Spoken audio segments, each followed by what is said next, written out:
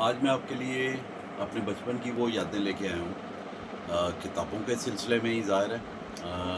जब भी हम कोई किताब दोबारा पढ़ना चाहते थे या आप समझें ये वो किताबें हैं जिनको बार-बार हमारा पढ़ने को दिल करता था। फिरोज़ की बहुत सी किताबें ऐसी हैं जो उन्होंने बड़े साइज़ में छापी। बेसिकली ये जो बड़े साइज़ की किताबें थीं, ये बहुत ही छोटी कहानियाँ थी लेकिन बहुत ही मज़े की, इनमें बड़ी-बड़ी तस्वीरें थीं और साथ इनका साइज़ जो है वो इतना दिलफ़रेब साइज़ था कि बच्चे इनकी तरफ खींचे चले आते थे।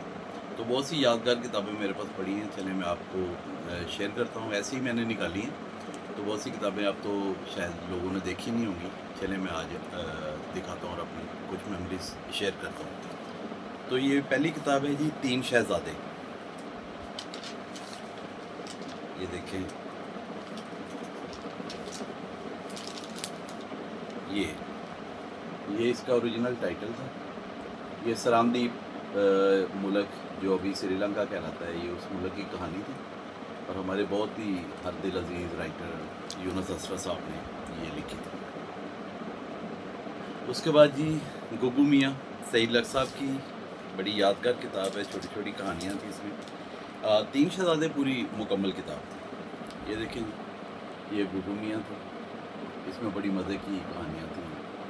गुग्गू मियाँ और एक वो जादूगरों वाली कहानी थी। तो इसमें छोटे साइज़ में भी बाद में आई, लेकिन जो ये ओरिजिनल साइज़ था, ये हमें बहुत इंस्पायर करता। आगे आ गई जी हंसमुख शहज़ादा। ये हैप्पी प्रिंस ऑस्कर वाइल्ड की कहानी, उसका तर्जुमा था, लेकिन इसके साथ और बहुत सी बड़े-बड़े राइटर्स की कहानियाँ थी। हंसमुख शहज़ादा, इसमें कई कलर्स पे ये आया टाइटल। चलें मैंने आपको ये येलो दिखाता हूँ। आगे जनाब, जो टाइटल कमाल करते थे फिरोज़ के, उनमें से बहुत ही एक खूबसूरत और दीदा ज़ेब टाइटल था परियों के महल में। परियों के महल में ड्रामे थे और ये देखें उस दौर में ये 60s की किताब है और कितनी खूबसूरत, कितना साइज़ अच्छा और कितना खूबसूरत और कितनी ज़ख़ामत थी इसकी। ये सारे ड्रामे थे बच्चों के, परियों के महल में। आगे जी कार्लो लोदी, पिनाको के कारनामे। सईद लक साहब, फिर कार्लो लोदी तो पीछे रह गया होगा, जो उन्होंने इसका तर्जुमा कर छोड़ा, हमारे वो सारी ज़िंदगी जो है वो दिलों से नहीं जा सकती। सलीम रहमान साहब ने तर्जुमा किया शरारत का पुतला। तो ये इसका ओरिजिनल टाइटल था। बाद में अब ये बड़े साइज़ में और बड़ा साइज़ कर दिया, लेकिन एक्चुअल साइज़ इसका शरारत का पुतला, और ये पहला टाइटल है इसका। उसके बाद जी हमारी बहुत ही हर दिल अज़ीज़ बच्चों की पसंदीदा किताब थी नीमू की मुँह। ये दो चूहों की कहानी थी, हफ़ाज़ुर रहमान साहब ने इसका ये लिखी थी। और देखें ये कितना खूबसूरत टाइटल था और ये बहुत ही मज़े की, इन दो नीमू और कीमू, दो चूहे होते हैं उनके, ज़ारा वो बिल्ली के साथ ही उनके वो कारनामे थे। तो बहुत किस तरह वो मार के भगाते हैं इनको, ये बहुत मज़े की स्टोरी।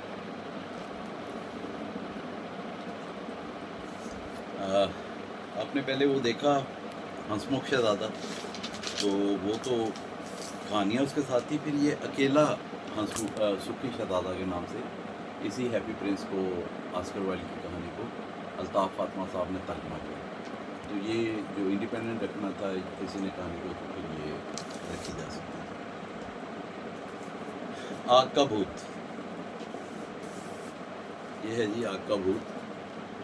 तो ये देखिए, ये भी मुख्तलिफ कहानियाँ थी और ये बहुत ही थोड़े शायद तादाद में छपी थी, जिसकी वजह से इसका दोबारा तलाश करना बहुत मुश्किल था।